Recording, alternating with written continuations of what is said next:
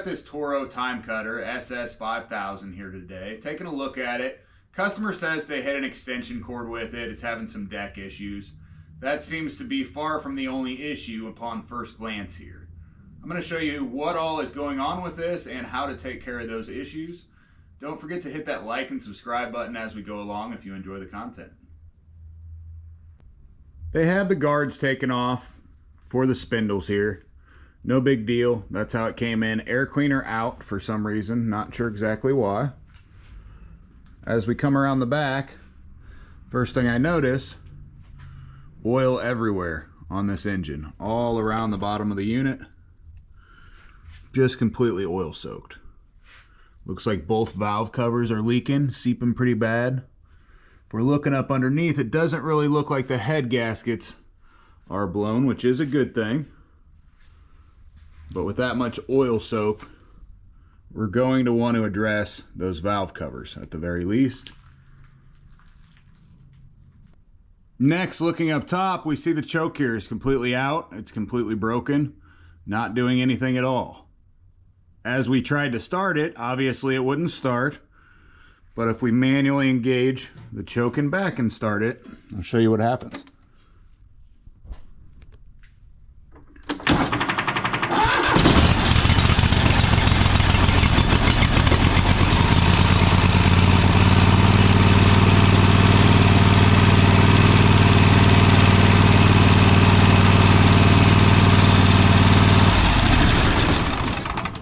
The whole engine is rocking back and forth like crazy. So this thing is going to need tightened down at the very least, and may have also some issues with the drivetrain. We always like to check the drive belt out, make sure it's good to go when the engine is rocking back and forth like that. Sometimes it can cause different issues with the drivetrain. Taking a look at the deck here, the first thing I notice is the belt is completely cracked all the way along it. It is not in good shape. It does not feel like it has real good tension on it either. Guess it seems halfway okay. Go ahead and take the belt off. Yeah, not a whole lot of tension. We may have found the location where we hit the extension cord. I'm not positive, but the spindle doesn't sound so hot. I don't see anything wrapped up around the bottom. But let's check the idler pulleys. That one doesn't sound so hot. This one looks like it's been replaced just recently, or at least in the near past. That one doesn't sound too bad. That one doesn't sound too bad either. The other side.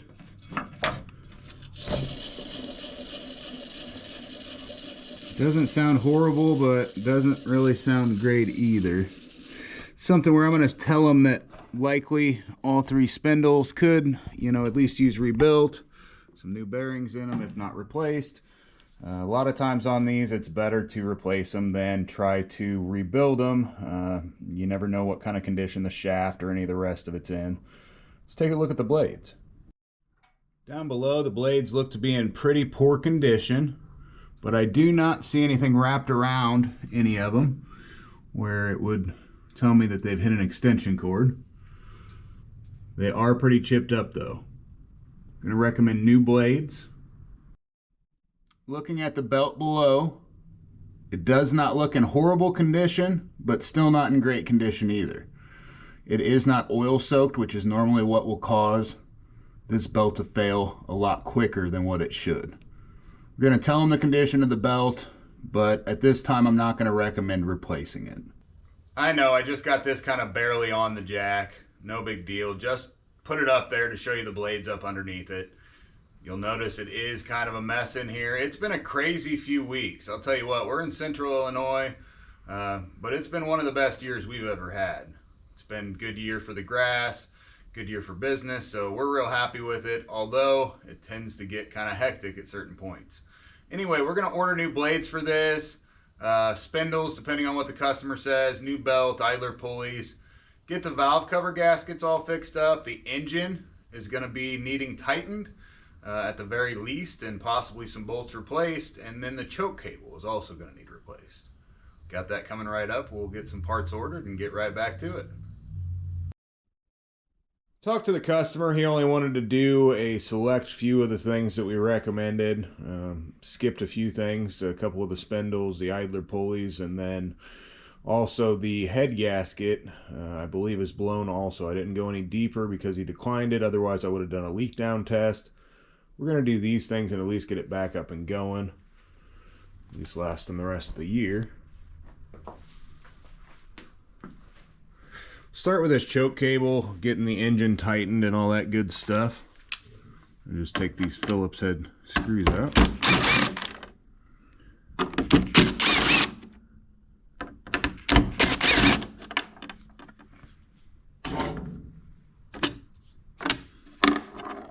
And that nut is already off the back, so all we have to do is grab it to reuse it on the next one. I'm going to clean all this up, just kind of blow it off a little bit. I'm not going to power wash it or anything. I'll do that after I get everything 100% clean and finished.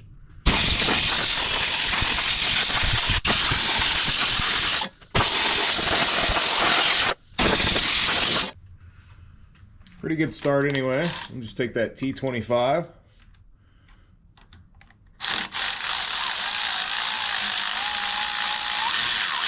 I'm just going to take it all the way loose, all the way out, give us free rein on both of our cables. Now the top cable is the throttle cable, I believe. Yeah, and this bottom one is the choke cable. See, it moves the choke rod up and down. Take it out. Then I'm just going to snake it up through to where we started.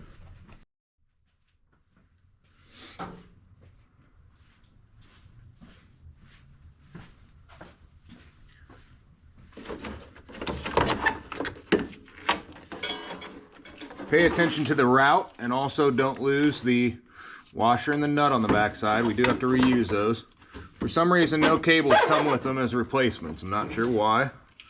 It's always been kind of interesting that they don't. You'd think that they would when you order it, but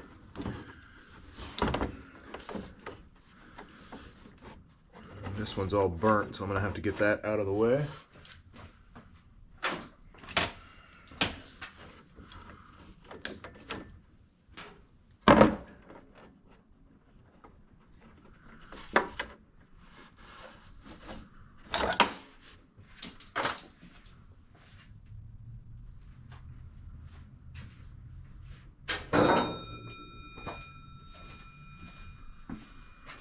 New one in, just like the old one came out.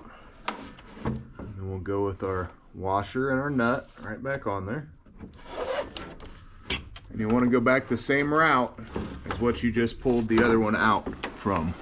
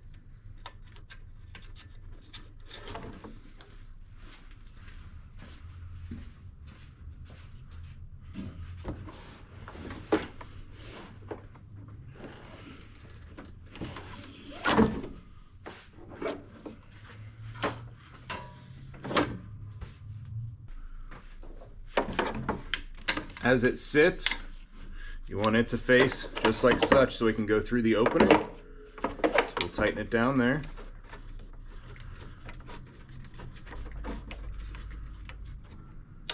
Thought it was a 1/2 inch, apparently it's a 14 or a 9/16.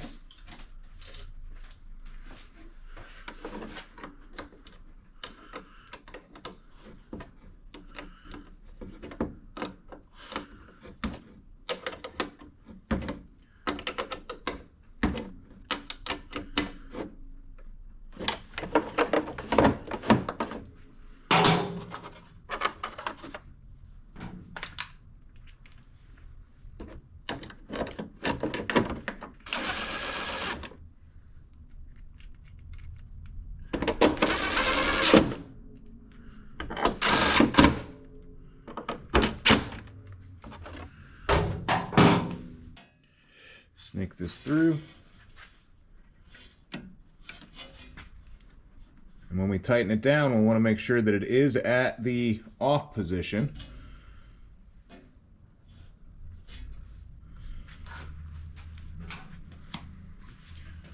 We're going to move our throttle all the way to high when we reset it. So that's off. And throttle is too high, which means it is pulling it like such all the way.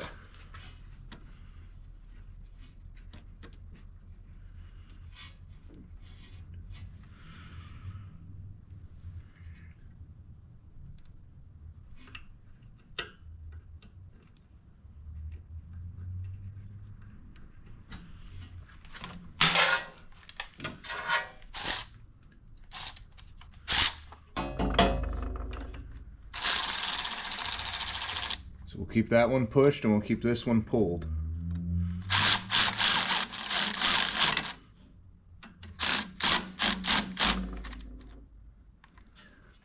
High, low.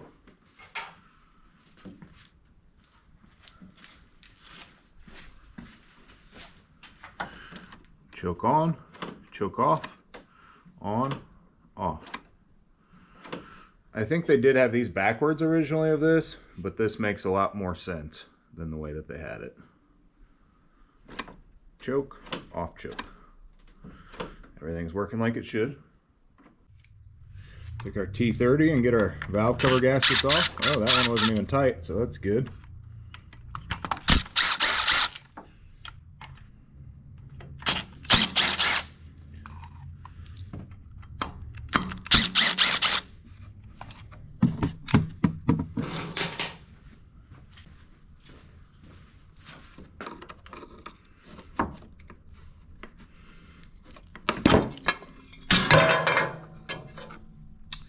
Came off very easily, just kind of popped off all together. Looks like somebody crudely did these before with the black, maybe the Permatex black or something like that. It's pretty clean and it'll be easy to get off on this side.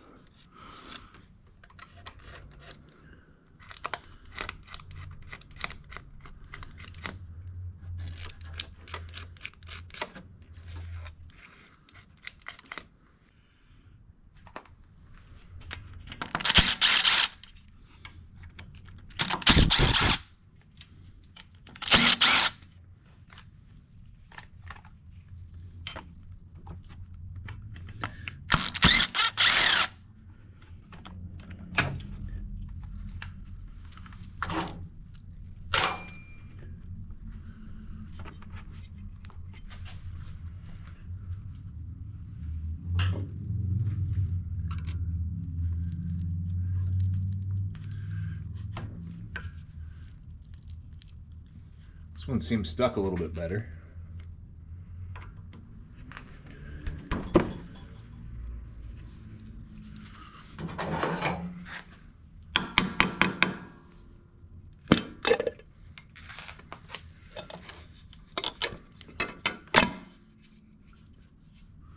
Seems like the majority of it is also on the valve cover on this one.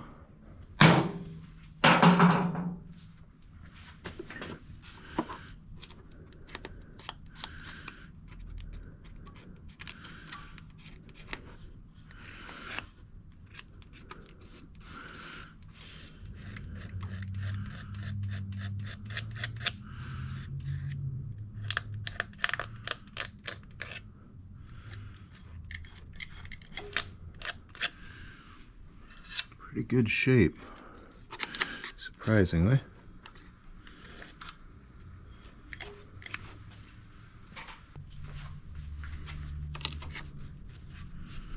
Just grab a rag and I'm gonna just lightly wire brush this. And a wire brush or anything else that you use isn't a big deal on this one.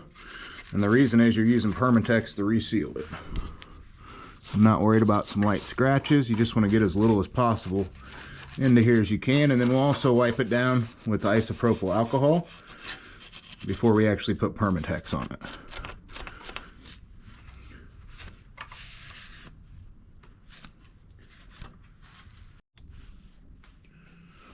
Get these valve cover gasket cleaned off. I like to take the big stuff off just with the razor blade.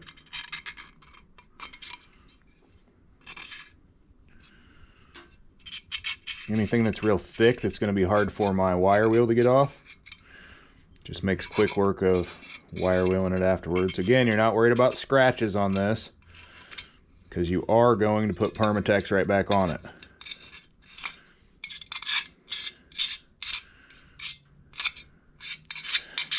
Yeah, this stuff's coming off a lot easier than like the gray when I use it.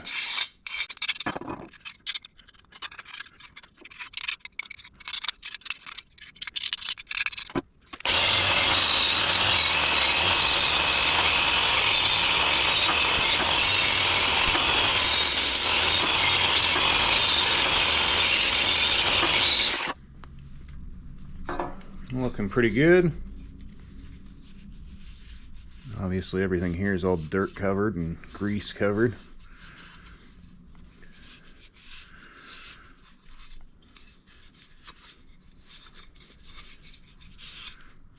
I hit the outside with the wire wheel real quick also.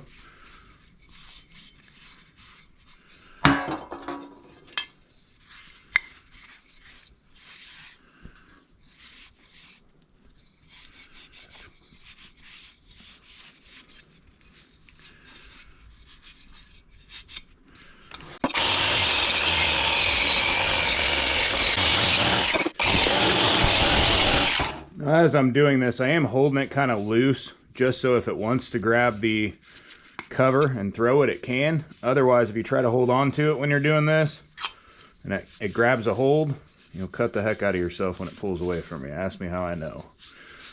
Not the safest thing in the world here, doing it this way. I am aware. Be careful as you're using any power tool.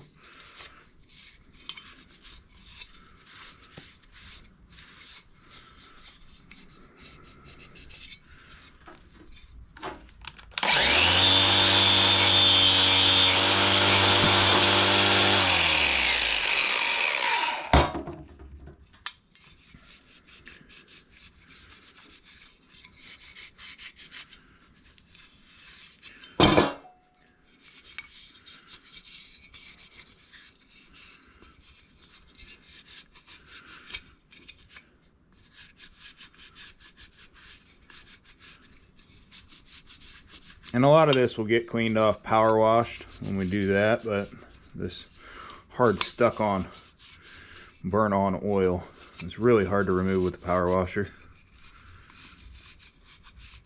or a wire brush or anything else, as you see.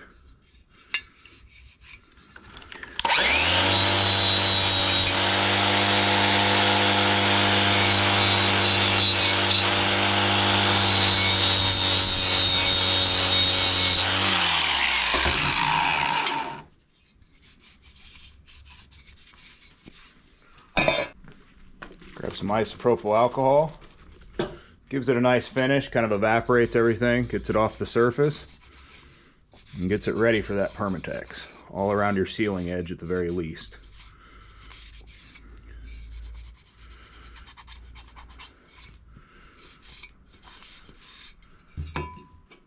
Just leave them to dry for a bit. Doesn't take long.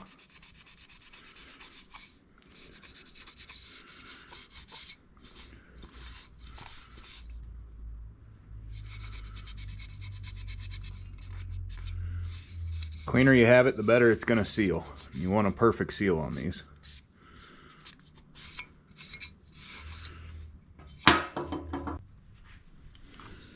For here, I'm going to hit this with the same wire brush real quick.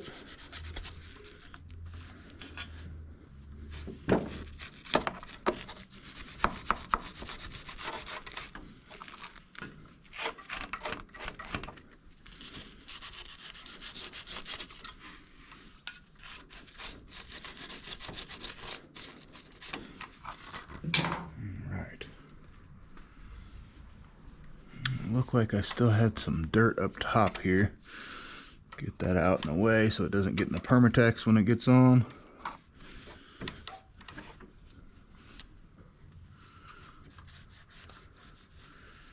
I want to make sure that oil in the bottom is actually pulled all the way out. You don't want that oil sitting there and trying to drain down into that Permatex while it's drying.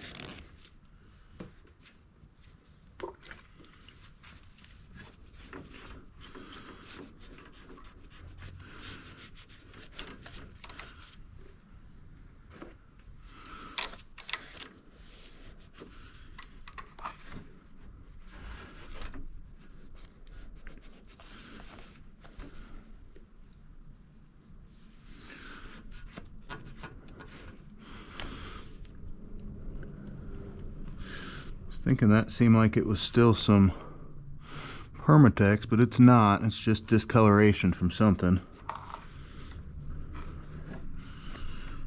Got a nice surface. I'm gonna open this new Permatex Ultra Gray.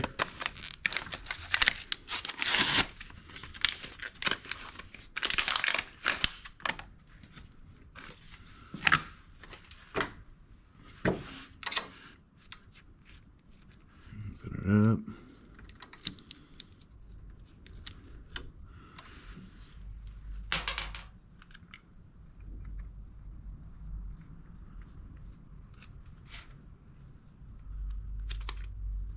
And I like to just, you can use the tip wherever you prefer. I like it about that big.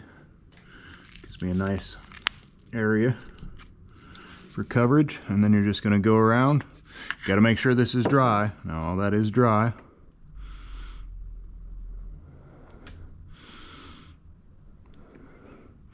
Just want kind of a smooth layer on it. Not too thick, not too thin, and I'm going to put a layer on both sides.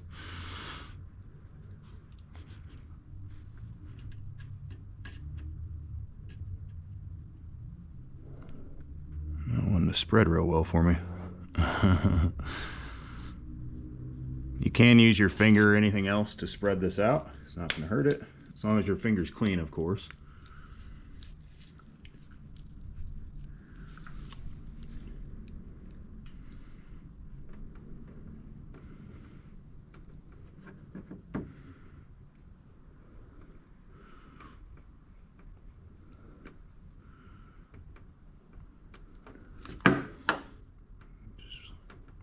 You don't need a ton of Permatex. You just need a light layer. And on that other side, on the valve cover, you got to make sure that that's all flat again if you've messed it up as you were taking it off. And again, doesn't take much. So this side I didn't mar up at all. It's good. That other side may need a little bit of work. As you're doing this, or even before you start, maybe pay attention, because if your bolts or anything like that are all oil covered, you'll also want those to be nice and cleaned off.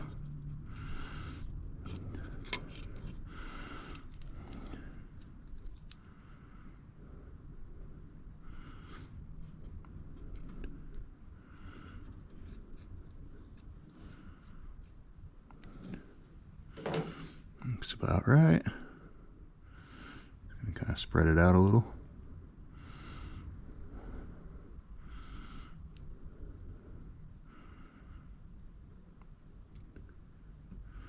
A lot of times people use way too much. Again, you do not need a whole lot, especially if you're coating both sides.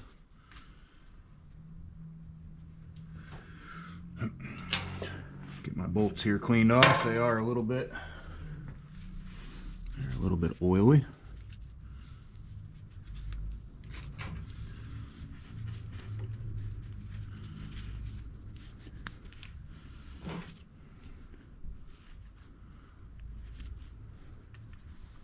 Get all those old pieces of Permatex or whatever's on there off also.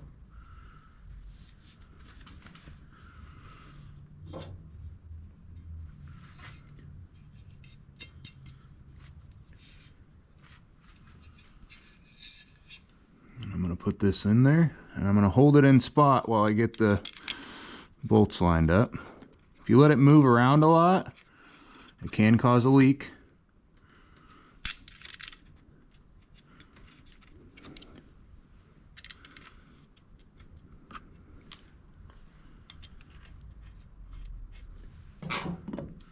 And I always do these by hand.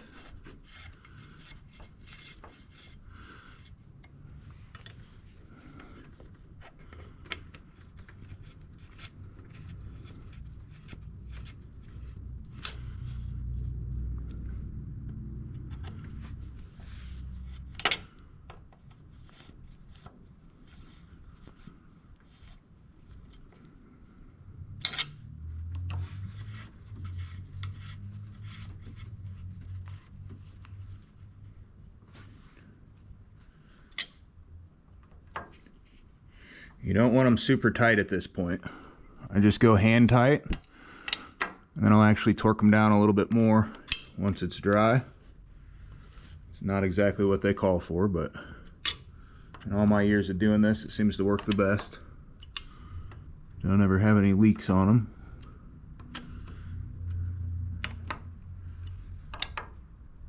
All right, one side down. Isopropyl alcohol again.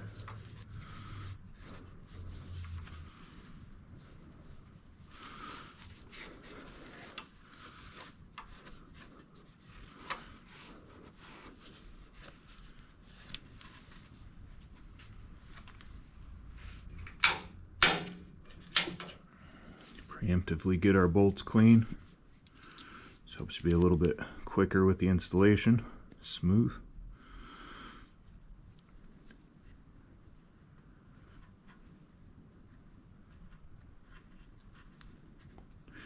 Not one to come off on this one.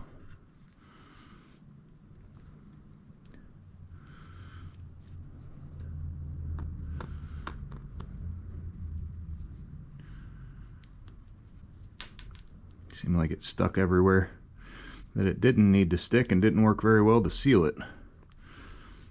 Right. Go ahead and get started here.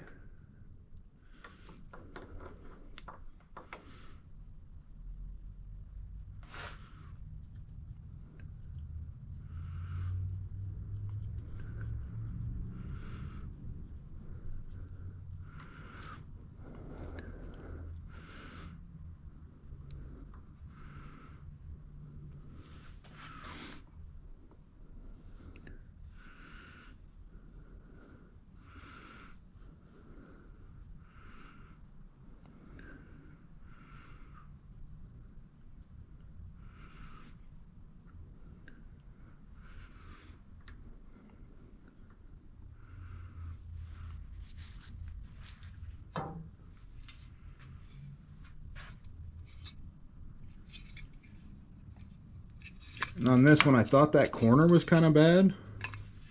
It doesn't look real great, so I'm just barely going to bend it back down.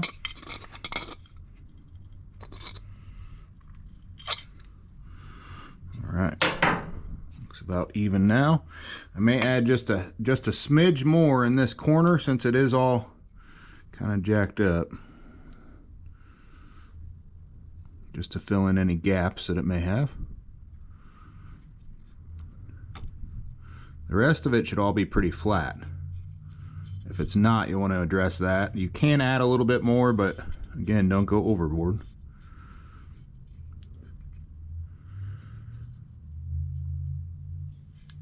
Got a little bit of something in there.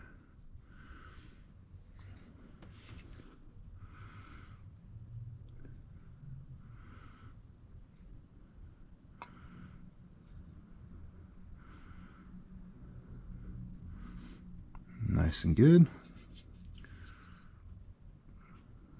Let's come down underneath. Get this breather tube hooked up as we go back.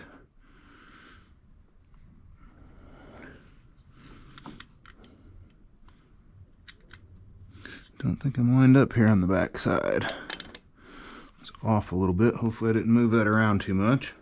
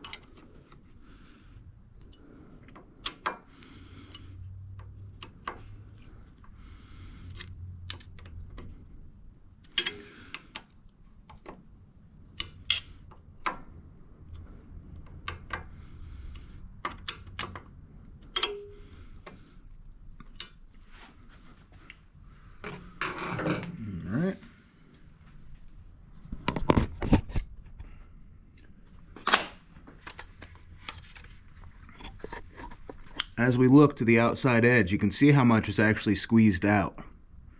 All the way around should be approximately that amount. You're not going to have a ton. Imagine how much would have squeezed out if I would have put any more on there. Down here to tighten these bolts, unfortunately on this one we do have to take off the idler spring in order to do this.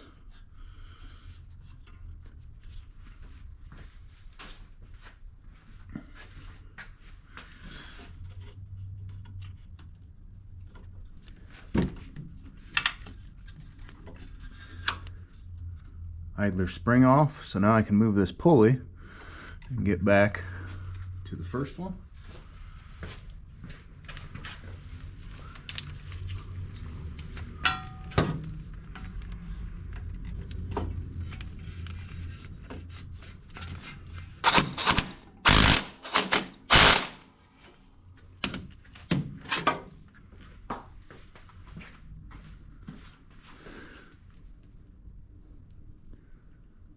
Looks like we're still on everywhere. Pull that back to tight. Get it back on.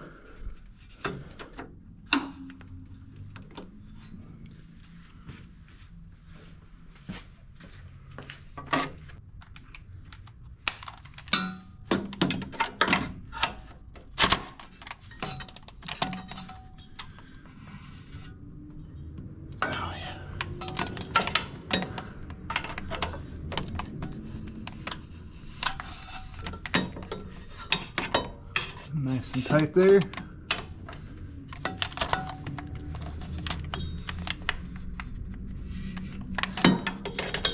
Strange, they didn't really seem all that loose. This one's loose, that's for sure.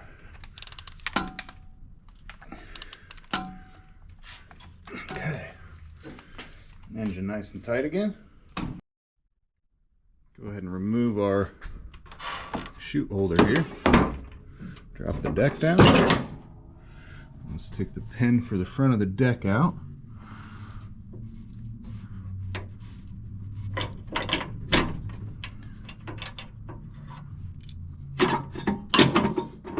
Take the holder rod at the front. Since we already have the belt off, now all we have to do is remove it up and out of the holders and back. We got this side.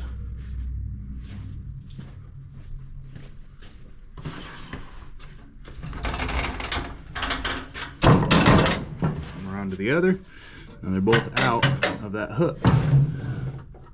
We can bring the deck completely out.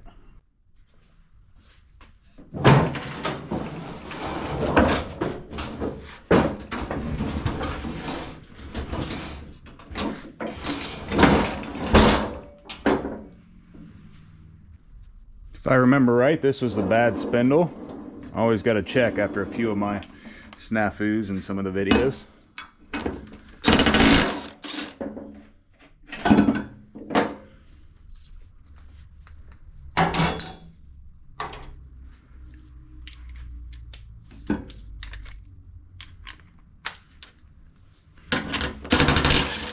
Use my 15/16 for the top. Use my 1/2 inch to go ahead and take the pulley completely off.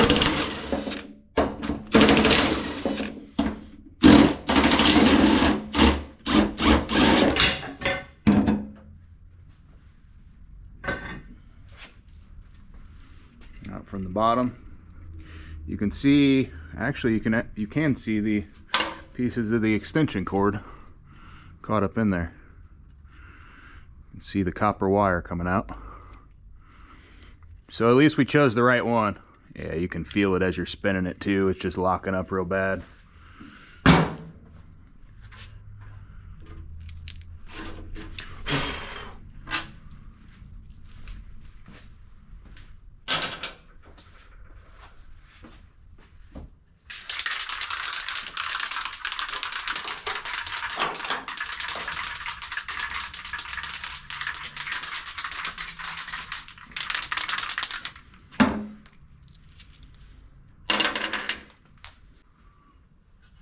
New blade, new spindle. Go ahead and attach the blade to the bottom.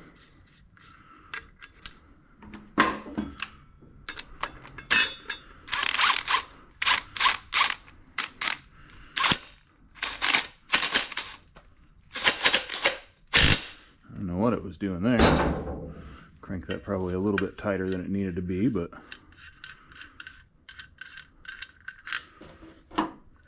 guess I could have left that on there. That'll keep me in good shape as I'm putting it all back together. Just kind of keep everything together. I'm going to start them all. I'm going to use some of my new anti-seize.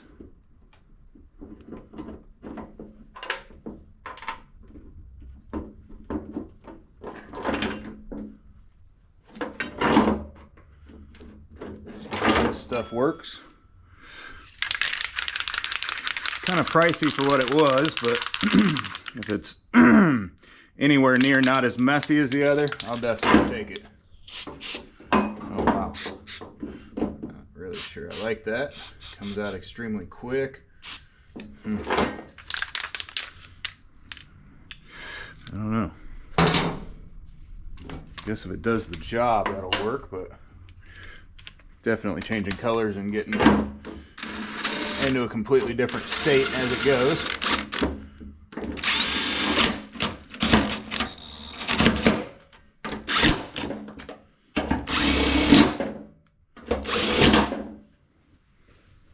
All right.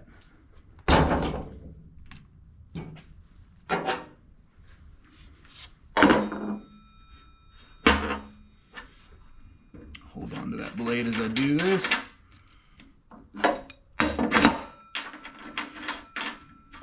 That new anti-seize smells kind of funny too. It's kind of a real chemical smell to it. It didn't seem like it really saved me a whole lot as far as mess goes. Okay. Get the other couple blades on and we'll be good to go.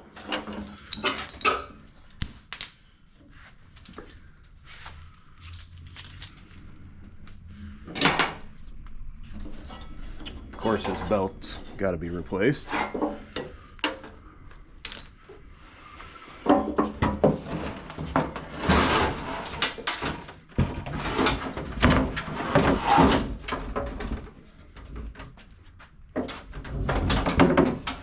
It's not sitting in too bad of a position, I suppose.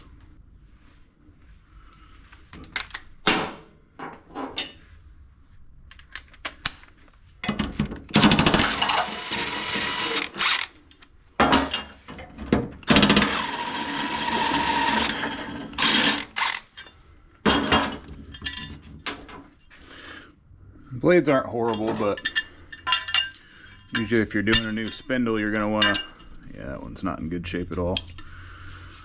I want to make sure, obviously, that they are even, and it's hard to do if you don't have new blades. Hard to see how well they match up.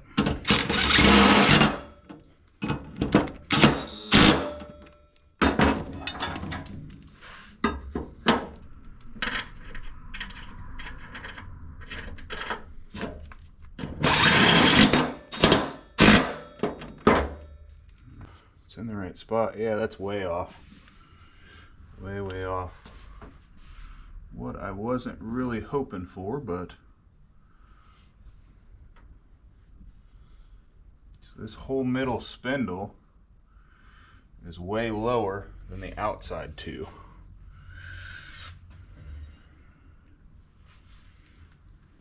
If you're looking at it here, you can see that it's probably, I'd say probably an eighth of an inch, maybe even a little bit more.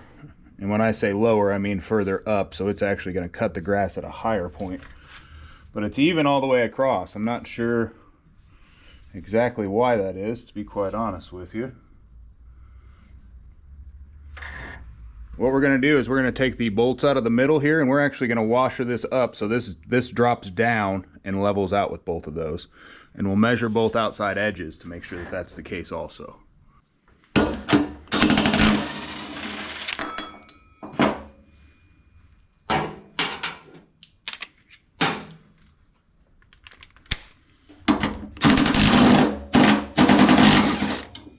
Yep, this is the case. This is where you really wish somebody who installed them previously would have used Loctite.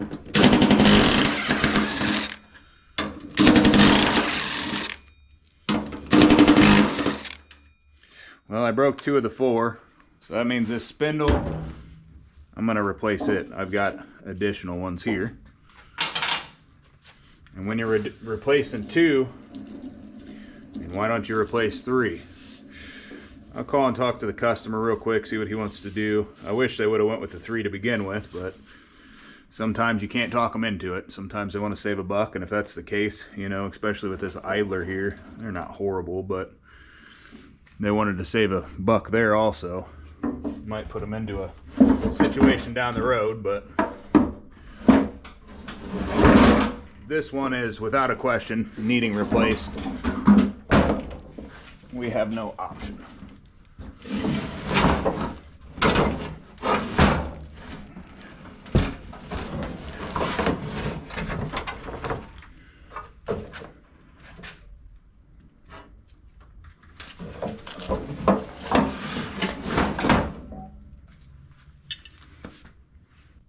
Customer says just replace what we have to, so I've got a new spindle here.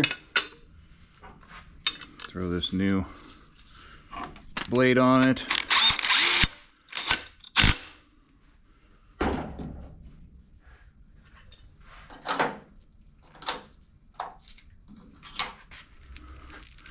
think we're probably going to need a couple washers up under this, if I had to guess, but it's hard to tell for sure till we do it.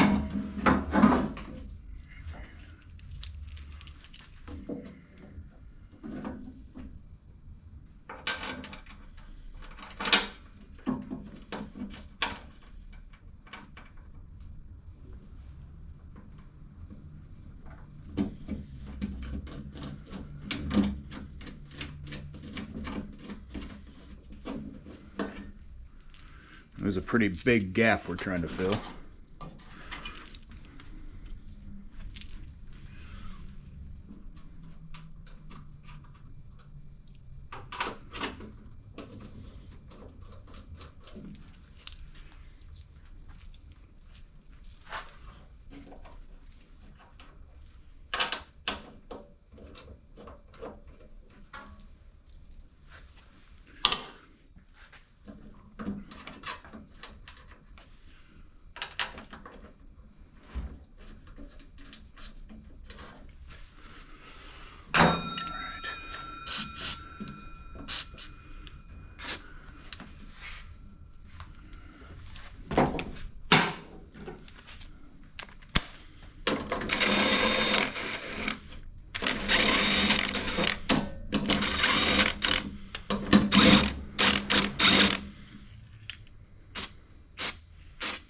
Not sure I like this again.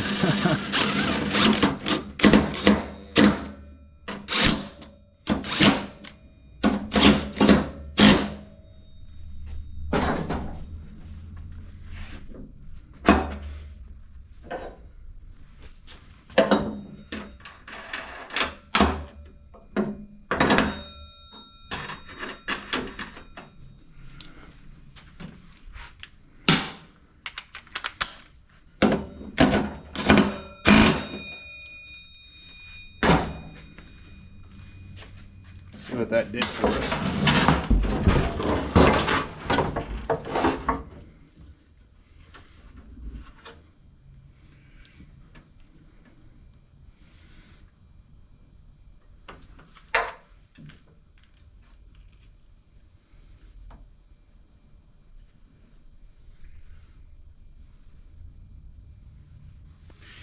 Blade level is still off.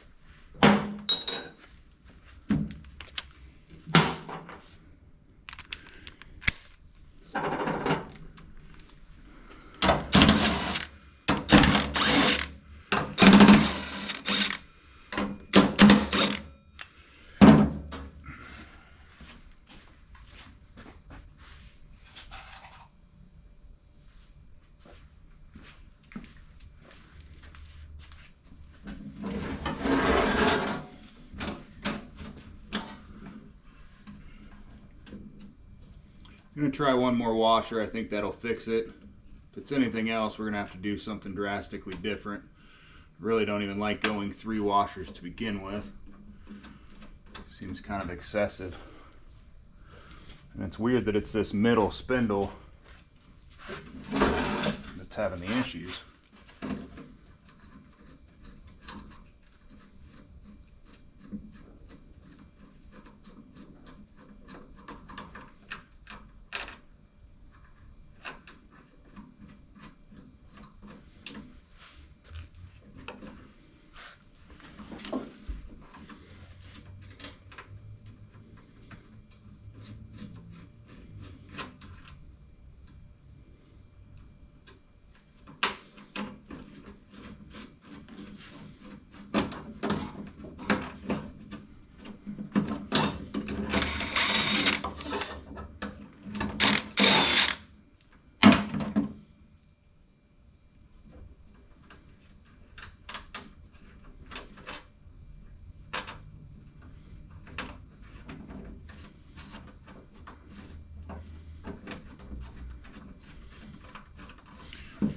It does seem like that anti-seize is staying on there pretty well.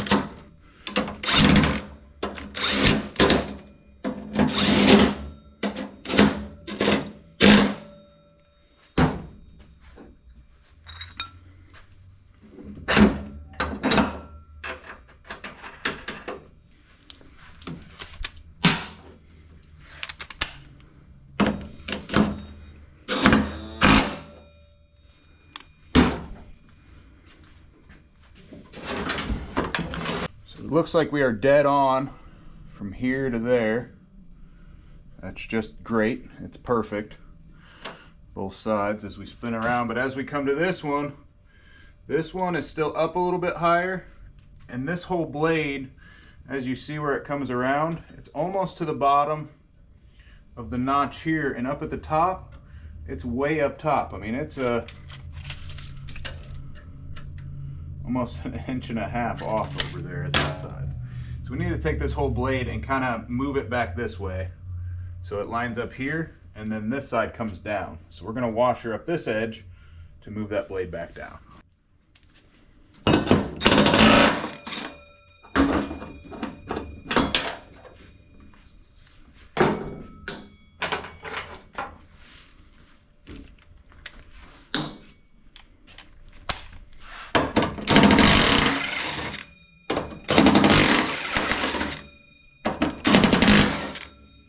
Well, there's another broken one.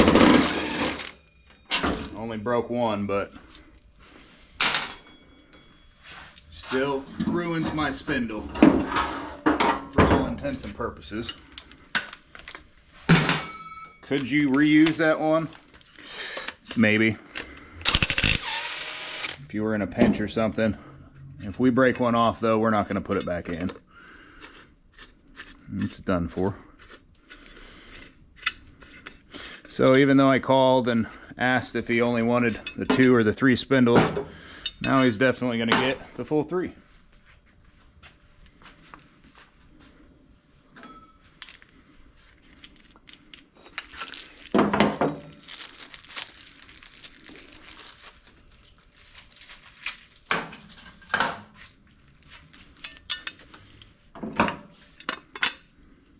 All right.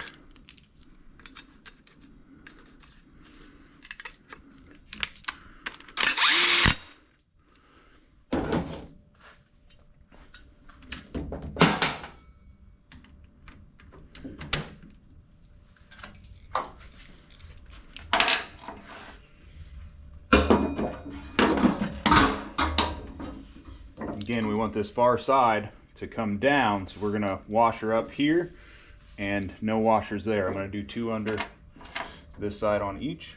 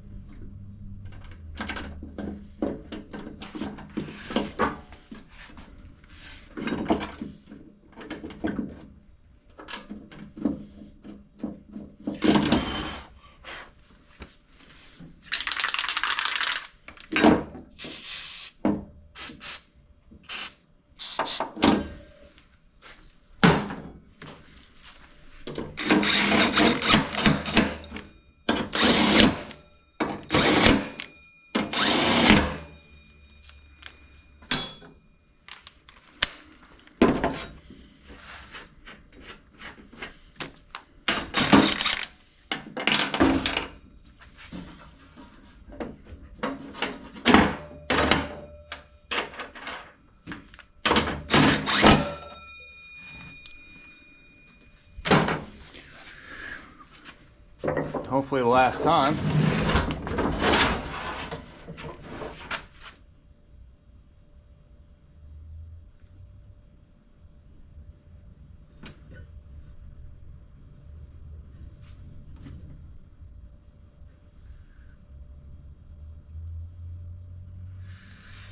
Got to bring this side down just a smidge.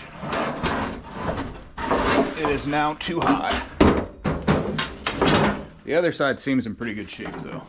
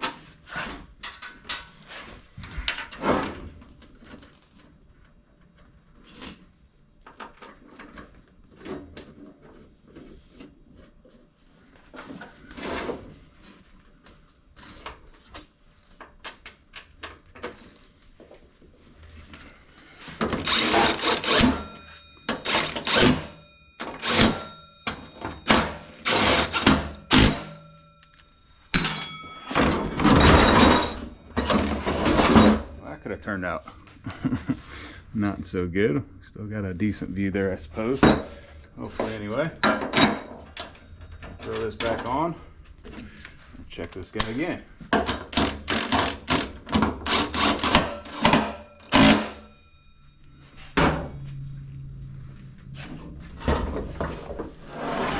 Get a little away from me there.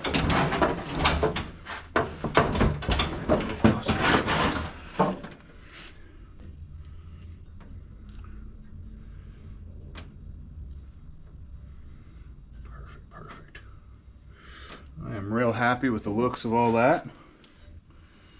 Everything is pretty well. So I'm real happy now with the looks of this. Everything's even as we go around. Let's see what the side to side looks like. This is our outside edges. We're right about 7/8 at the outside edge there. See what this one does.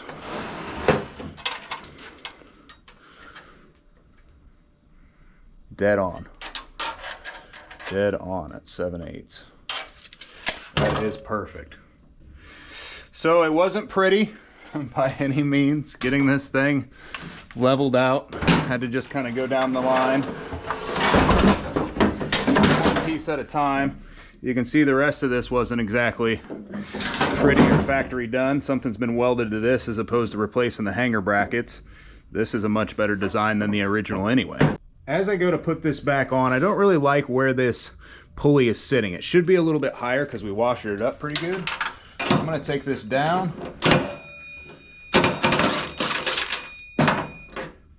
One more final step here, hopefully. I'm going to use a spacer just directly under the pulley, and it's got to hit the inner race of that bearing. If it doesn't hit that inner race, you can ruin the bearing when you're tightening it down.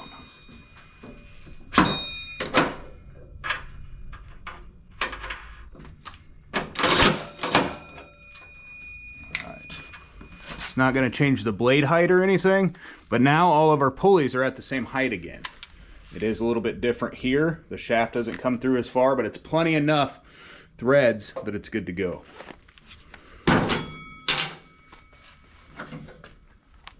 Belt on. I normally only use OEM belts, pretty much always. This is OEM. I like my numbers to go upright. One of the weird things about the work we do. Snake this around. I believe this is how it goes. Let's see here. So it's going to have to come over here and around like such. Looks good.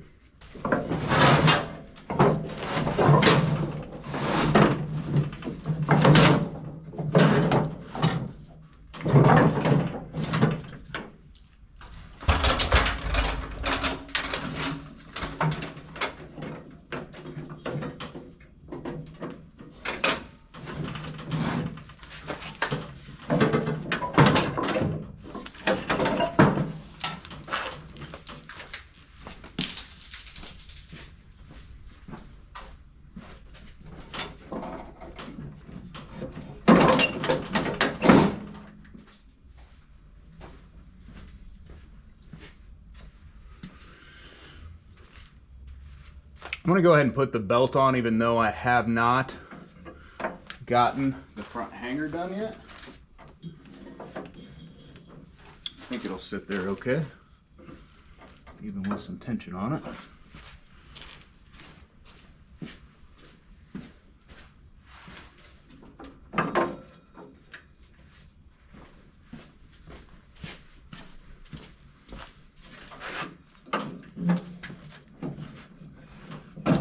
Over.